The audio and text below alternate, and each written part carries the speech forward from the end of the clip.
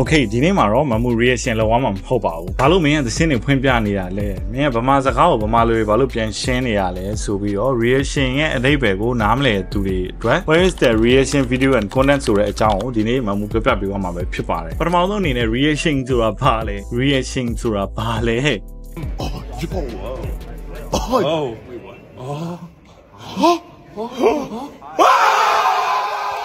။ Okay. Alright, what is the reaction? Reaction video ဆိုတာကတုံးတစ်ခုကိုကြည့်ရှုရင်ဖြစ်စေစားတော့ရင်ဖြစ်စေနားထောင်ရင်ဖြစ်စေဖြစ်ပေါ်လာတဲ့တုံ့ပြန်မှုကို video record လုပ်ပြီးတော့ပြန်လည်မျှဝေတဲ့ video မျိုးစားတွေပဲဖြစ်ပါတယ်အဓိကအဖြစ်ပရိသတ်တွေအမှုပညာရှင်တွေ influencer တွေကျွန်တော်တို့ YouTuber တွေ content creator တွေကပထမဆုံးသူတို့တွေ့ကြုံရတဲ့အကြောင်းအရာပထမဆုံးချိန်တုံ့ပြန်မှု first reaction ကိုဒါမှမဟုတ်သူတို့ရဲ့ထင်မြင်ယူဆချက်ခံစားချက်တွေကို video ဖြစ်မှတ်တမ်းတင်ပြီးတော့ပရိသတ်တွေကိုပြန်လည်မျှဝေခြင်းပဲဖြစ်ပါတယ် Okay အဲ့တော့ဆက်ပါမယ်ဆိုရင်ကျွန်တော်တို့ reaction ဆိုတဲ့ခေါင်းစဉ်ရဲ့အောက်မှာ category ပြန်ခွဲပါတယ် reaction video အမျိုးအစားတွေများစွာပြန်လဲခွဲဝေကြပါတယ်အဲ့ reaction video တွေကတော့နံပါတ်1က music video reaction နံပါတ်2က funny video reaction နံပါတ်3က game streaming reaction နံပါတ်4က movie trailer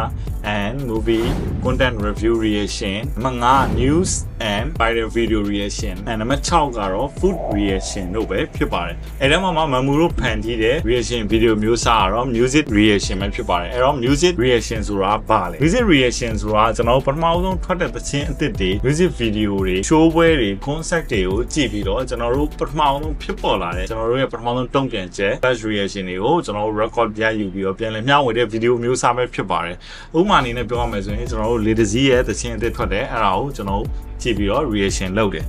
first reaction ပေါ့အဲ့လိုမျိုးဖြစ်တယ်ဒီနေရာမှာကျွန်တော်ဂျာပြတစ်ခုပြောချင်တာကဘာလဲဆိုတော့ကျွန်တော် music video reaction လုပ်တဲ့လူတွေကအလွန်မယ်တာဝန်ကြီးပါဘာလို့လဲဆိုတော့ music video တစ်ပုဒ်ကို reaction လုပ်တော့မယ်ဆိုရင်နံပါတ်1ကအဆိုတော့နံပါတ်2 music producer and beat maker နံပါတ်3 music and mastering နံပါတ်3 music and mastering နံပါတ်4 music video ကိုဖန်တီးထားတဲ့ရိုက်ကူးဖန်တီးထားတဲ့ writer DOP editor အစရှိတဲ့သူတွေအကုန်လုံးသိရှိရမှာဖြစ်ပြီးတော့နောက်ဖန်တီးထားတဲ့အဆိုတော်ကိုလည်း emphasize လုပ်ပြီးတော့ကျွန်တော် reaction လုပ်ရမှာဖြစ်ပါတယ်ဘာလို့လဲဆိုတော့ကိုကအဆိုတော်တယောက်ရဲ့အကြောင်းကိုဂါဂနာနာမသိဘဲနဲ့ဟာမိုက်တယ်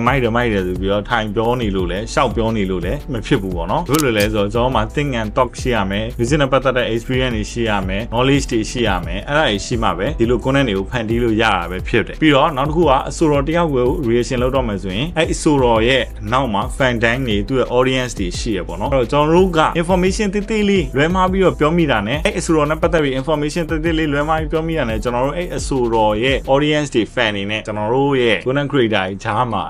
ကတော့ကစားလေးဖြစ်သွားနိုင်တယ်ပြဿနာလေးတက်သွားနိုင်တယ်ပေါ့နော်အဲ့တော့ကျွန်တော် music video reaction လုပ်တဲ့ content မျိုးစားတာဝန်ကြီးပါတယ်Okay နံပါတ်2ကတော့ funny video reaction ပဲဖြစ်ပါတယ်အဲ့ဒီ video တွေကလူကြိုက်လည်းများလို့ view လည်းအရင်ရပါဒါကတော့ပေါက်ပြီးသား video တွေကို reaction ပြန်လုပ်တဲ့အမျိုးအစားပဲဖြစ်ပါတယ်ဒီထဲမှာလူကြိုက်များပြီးတော့ view လည်းများတယ်နာမည်လည်းကြီးတယ်ဟီဟာဟာတွေပေါ့နော်နိုင်ငံကျော် subscriber အများဆုံးနိုင်ငံကျော် YouTuber ကြီးတယောက်လည်းရှိရပါအောင်နာမည်တော့ထည့်မပြောတော့ပါဘူး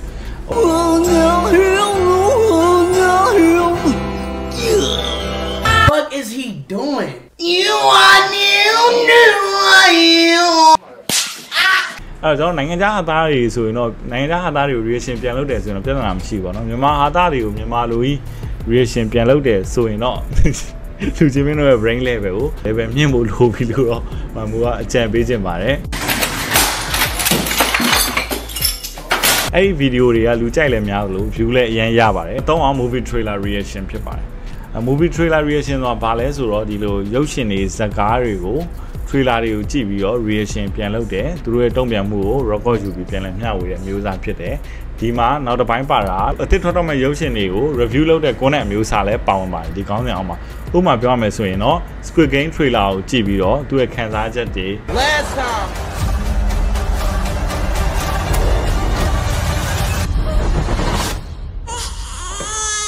A baby? Oh, that girl was pregnant. Yeah. Remember that one girl was pregnant? I remember. Oh my god. ဟာ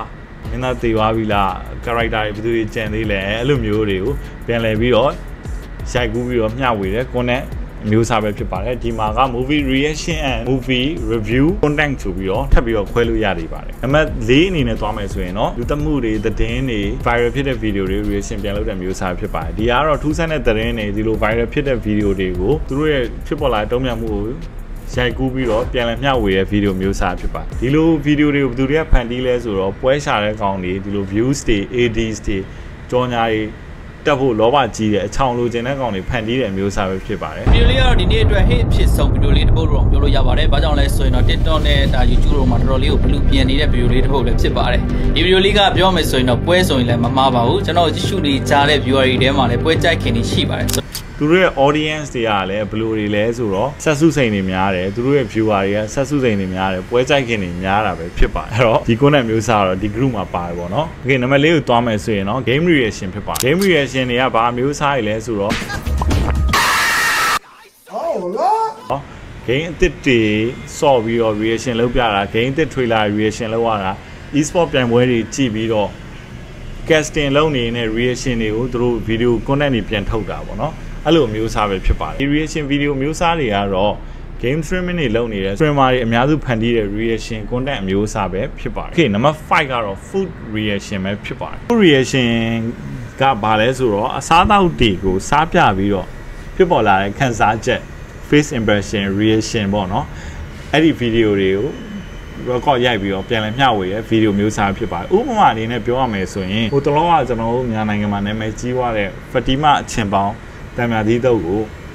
တနိုင်ငံလုံးကပတိမအချင်းမောင်တံမြာသီးတုပ်တနိုင်ငံလုံးကဆယ်လီတွေကစားပြပြီးတော့သူတို့ရုပ်ကဖြစ်ပေါ်လာတဲ့ခံစားချက် reaction first impression တွေကိုပြန်လည်မျှဝေတဲ့ video မျိုးစားသဘောမျိုးပဲဖြစ်ပါတယ်ဒီကြားမှာ full reaction တွေဖန်တီးခြင်းတဲ့လူတွေရှိရင်လည်း full reaction ဆိုပြီးတော့ဖန်တီးလို့ရတယ်ကျွန်တော်မြန်မာနိုင်ငံမှာ full reaction ဖန်တီးရလူကအရန်ကိုနည်းသေး okay အဲ့တော့ reaction video တွေကဘာလို့ကြော်ကြားရလဲ reaction video တွေကဘာလို့ view များရလဲreaction video ကဘာလို့ကြော်ကြားရလဲဆိုတော့သူတို့ရဲ့စစ်မှန်တဲ့ခံစားချက်ကိုမြင်ရတယ်ပရိသတ်တွေကစစ်မှန်တဲ့ခံစားချက်တွေကိုမြင်ရတယ်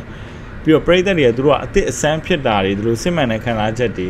တစုံတယောက်ကအဲ့လိုတုံ့ပြန်မှုတွေသူတို့ကစိတ်ဝင်စားကြတယ်အဲ့ဒါကြီးကြောင့်ဒီ video reaction video မျိုးစားတွေက engagement မြင့်မားတယ်ပြီးတော့နောက်တစ်ခုကဘာလဲဆိုတော့ comment တွေ like တွေ share တွေ view တွေများတယ်ပေါ့နော်ပရိသတ်နဲ့ချိတ်ဆက်မှုအားလည်းကောင်းတယ် content creator နဲ့ဒီပရိသတ်နဲ့ကြားမှာ interaction အရင်ဖြစ်တယ်ပေါ့နော် okay အကျိုးကျေးဇူးတွေကဘာဖြစ်လာနိုင်လဲဒီ video တွေဖန်တီးလို့ view တွေများလာတယ် subscriber တွေတက်လာ brand collaboration တွေရနိုင်ပရိသတ်တွေနဲ့ရင်းနှီးမှုတည်ဆောက်နိုင်နော် okay ဒါကြောင့်မို့ကျွန်တော် reaction video တွေကပြောစရာကောင်းပြီးတော့ engagement မြင့်မားတယ် content မျိုးစားပဲဖြစ်ပါတယ်နောက်ဆုံးတစ်ခုအနေနဲ့မမူပြောချင်တာကတော့ဒီ reaction video တွေဖန်တီးရတဲ့အထဲမှာနာမည်ကြီးသမင်းငက်တွေကတော့မမူတို့ music video reaction လုပ်တဲ့သူတွေပဲဖြစ်ပါတယ်ဘာဖြစ်လို့လဲဆိုတော့ reaction video ဖန်တီးရတဲ့သူတွေဒါကြားထဲမှာနာမည်ကြီးသမင်းငက်အုပ်စုကတော့မမူတို့ music video reaction လုပ်တဲ့လူတွေအုပ်စုပဲဖြစ်ပါတယ်ဘာဖြစ်လို့လဲဆိုတော့ music video ကို reaction လုပ်ရတဲ့အတွက် music ဖြစ်တဲ့အတွက် copyright ကမိပါတယ်အုတ်တိုင်းလိုမိပါတယ်အဲ့တော့မမူတို့ဆိုရင် view တွေရတယ် ads တွေမဝင်ဘူးအဲ့တော့ monetization နဲ့ monetization ကဘာမှ income မရှိဘူးအဲ့ monetization တခုတည်းနဲ့ရက်တည်သွားလို့မဖြစ်ပါဘူးအဲ့အတွက်ကြောင့်နောက်ပိုင်းမှာကြော်ညာရေးလက်ခံသွားဖို့ရှိပါတယ်အဲ့တော့ကြော်ညာကျင်တဲ့သူတွေရှိရင်လည်းမမူရဲ့ Viber တွေ Facebook Messenger တွေမှာလာရောက်ပြီးတော့ဆက်သွယ်နိုင်ပါတယ်မမူနဲ့ The Dwebby လောက်ချင်တဲ့ brand တွေရှိရဆိုရင်လည်းမမူ team က warmly welcome ပါပဲပြောရင်းနဲ့ဒီနေ့ video လေးကိုဒီမှာပဲအဆုံးသတ်လိုက်ပါတယ်ကြည့်ရှုပေးတဲ့ viewer တယောက်စီတိုင်းကိုကျေးဇူးတင်ပါတယ်သုံးလေးကြည့်ရှုပေးတဲ့အားလုံးကိုကျေးဇူးတင်ပါတယ် see you next video